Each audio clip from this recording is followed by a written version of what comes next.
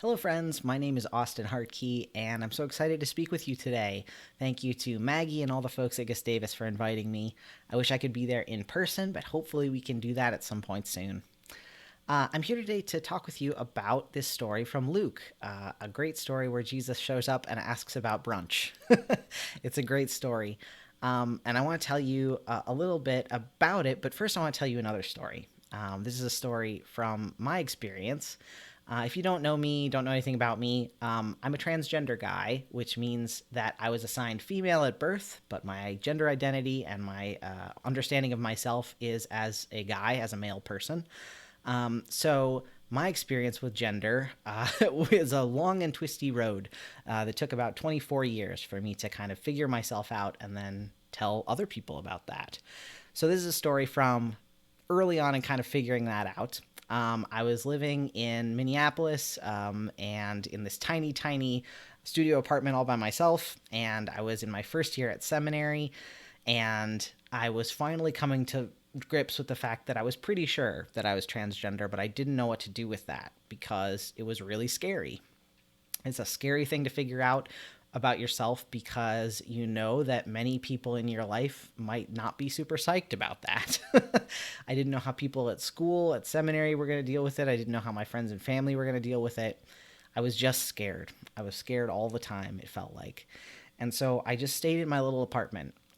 I would go to school and then come back to my apartment and just stay there. I didn't go out. I went to get groceries and that was about it.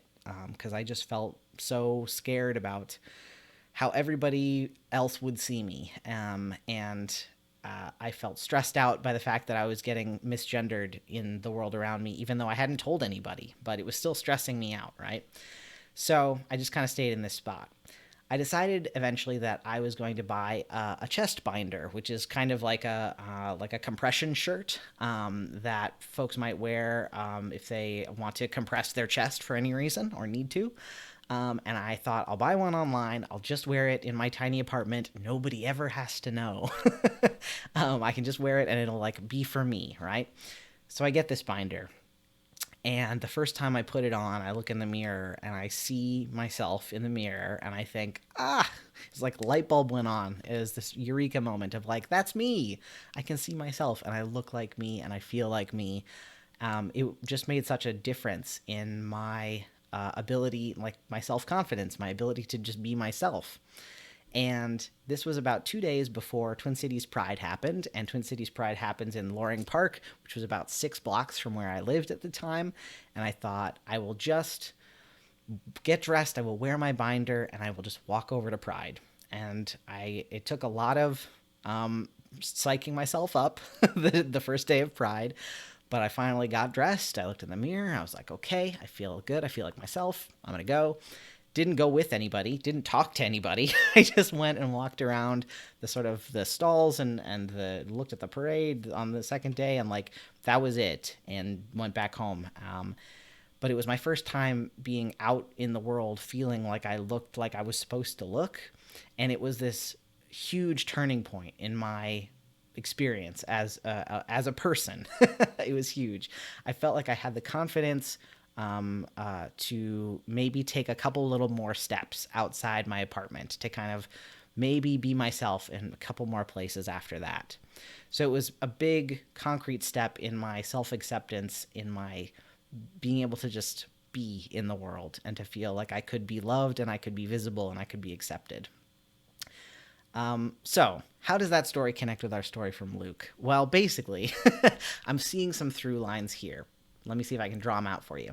So you've got a story in Luke about a group of people that are super scared by the world because they have just had one of their best friends die, and they're afraid that the Roman soldiers might come after them next, right? So they're all gathered together in this little space, just kind of hunkering down and afraid of things, right? Into that moment, Jesus shows up suddenly. And Jesus shows up and they're afraid he's a ghost, right? Seeing Jesus is not a great thing for them at first. They're freaked out. And in that moment, Jesus says, first of all, look at my body. I'm real. I'm real. And they kind of don't believe him. And so Jesus says, do you have any food? And they give him a piece of fish and he eats it. I think it's worth stopping to ask the question, why does Jesus ask for food? Why? What is Jesus doing there? You could argue that maybe Jesus was just hungry after being dead for 3 days. That could be. You could also argue that Jesus was asking for the fish, for something to eat, because he knew that that would comfort and calm the disciples. Because people, everybody knows ghosts don't eat. So Jesus was maybe doing it on behalf of the disciples to help the disciples feel better. I wonder how the disciples felt about that request, though. That Jesus shows up after 3 days and is like, "You have anything to eat?" I wonder if the disciples maybe felt put off by that in the moment. Why is Jesus asking us for something? Because in life, Jesus was always the one that was providing the food, right? Jesus was the one that was multiplying bread and fish all the time.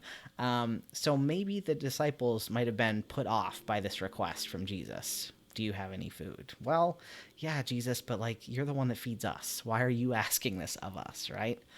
Little did they know, maybe, that Jesus' request was actually for them, that Jesus was doing something for them by asking, right?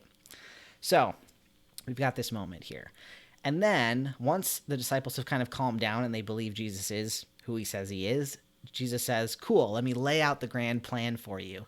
And Jesus helps them understand all the scriptures, everything that's come before in the story. And then Jesus says, now you're going to go out into the world and you are going to help people understand this message of the new kind of world that is about to begin, right?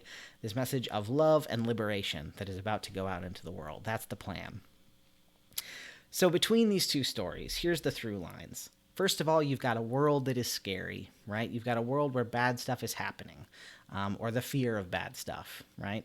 You've got people that are trying to hunker down into their comfort zones, right? You've got me hiding away in my little depression apartment all by myself, and you've got the disciples huddling down in this room together, trying to be in a space that feels like, okay, the scary stuff is out there, we're in here, right? Then you've got something breaking into that space. For the disciples, it's Jesus showing up and being like, surprise! For me, it was getting this binder and having the joy of this sort of gender euphoria break into my, this narrative that I had in my head that was coming out is bad, being trans is bad, I can never let anybody know.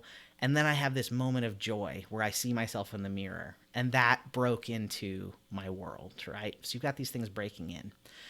Then you've got God asking something of the people in these stories. In the story with the disciples, Jesus asks them for the fish, first of all, and then Jesus asks them to go out into the world and spread this message. In my case, it was very much a feeling of God asking me to be brave enough to take the steps out of my apartment that I could eventually take more steps in my life, to be out, to be visible, to be eventually working for a world that is safer for trans folks, right? And then finally, in these stories, you have the people in them figuring out that the thing that God is asking them to do is actually good for them and for everybody. So with the disciples, what Jesus is asking, first for the food, and then to go out into the world and spread this news, it's going to be good for everybody, right? This is something that is going to be good for the disciples as well as for the rest of the world. With me, it was an experience of, hopefully, I hope, God asking me to do this hard thing that eventually was good for me and I hope is good for other people as well. So those are kind of the through lines here. The reason that I think this story is important for us right now is because we're experiencing a very similar thing. Right now, the world is scary. Whether it's scary because of COVID, because that's a scary thing still. It's scary for trans folks. Speaking as a trans person, right now we are dealing with the most anti-trans legislation in state legislatures across the country that we have ever had. Here in Minnesota, we have a bill in a committee in the Minnesota House to literally criminalize trans youth for playing on the sports team of their gender. Ridiculous. Criminalizing kids for playing sports, right? We've got all kinds of legislation criminalizing criminalizing parents for supporting their trans kids, keeping trans folks from accessing health care. All those things are happening across the country right now, and that's scary. We also have the repeated killings of black and brown folks at the hands of police, right? And that is touching our communities here in Minnesota as we are watching what's going on with the Chauvin trial and with the murder of Daunte Wright in Brooklyn Center. So the world is scary. The world is scary right now. And in our response to that, our response might be to go into our safe zones. Our response might be to huddle up in our little apartment or in a little room with only the people who we agree with, and to just kind of like hunker down and say, we're just going to stay in here. The problem with doing that is that things are breaking into our safe zones. So it's easy for us to go down into our safe zone and say, I'm going to stay here. I'm going to read books about how to, do things better. I'm going to learn more. And then eventually I'll go out there and do something, right? We kind of think we're going to eventually do that. But right now I'm just going to stay in my safe zone. But things are breaking into our safe zones. We get into situations where we think all those things are out there, and then they break into where we are. So, for instance, thinking about, black people are murdered by police all over our country. That is an out there thought. Instead of, a black person was murdered by a police officer in my neighborhood, right? Suddenly it's in your bubble. The same thing happens with trans folks, with LGBTQ plus folks in the church, right? So many churches think, well, though, we know that there are LGBT people, but they're out there. And then somebody in your church comes out and you're like, oh, now it's in here, right? Now this is a thing we all have to think about. So that happens to us all the time, where something that we thought was out there is suddenly present. And suddenly we can't not think about it anymore. In our response to this, what we can have happen is the people that are being hurt can ask us for something, right? Trans folks can ask you, please speak out against this legislation. Black folks can ask you, please come stand with us as we are protesting this treatment, work with us on legislation, work with us on getting the laws changed, right? Donate to our communities that need resources. We are being asked to do something. And in that moment, we might feel like the disciples when Jesus asks for food. We might feel like, why are you asking me for this? I don't have anything to give. This feels weird.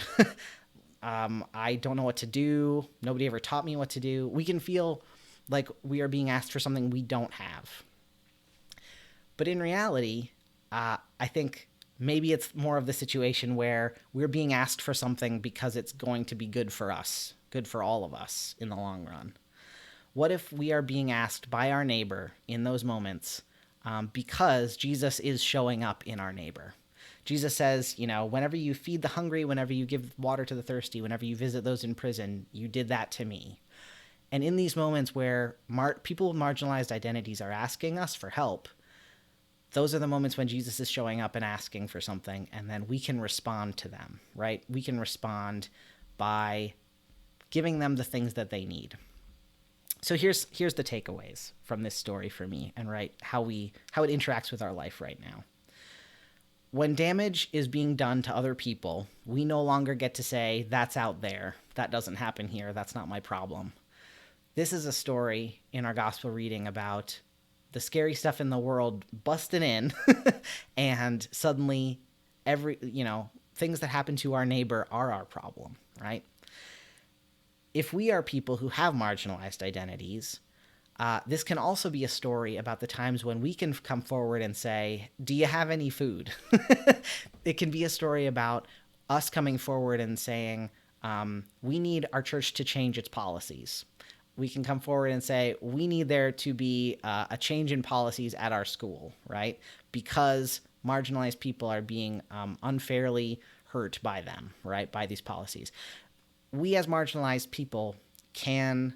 or people with marginalized identities, we can step forward and say, this is what I need.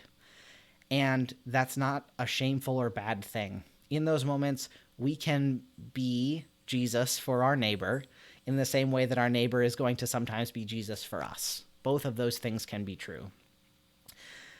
So I think the thing that can often stop us from responding to our neighbor and from getting out of our comfort bubbles, our comfort zones, is fear, right? We are afraid of everything sometimes, and that's okay.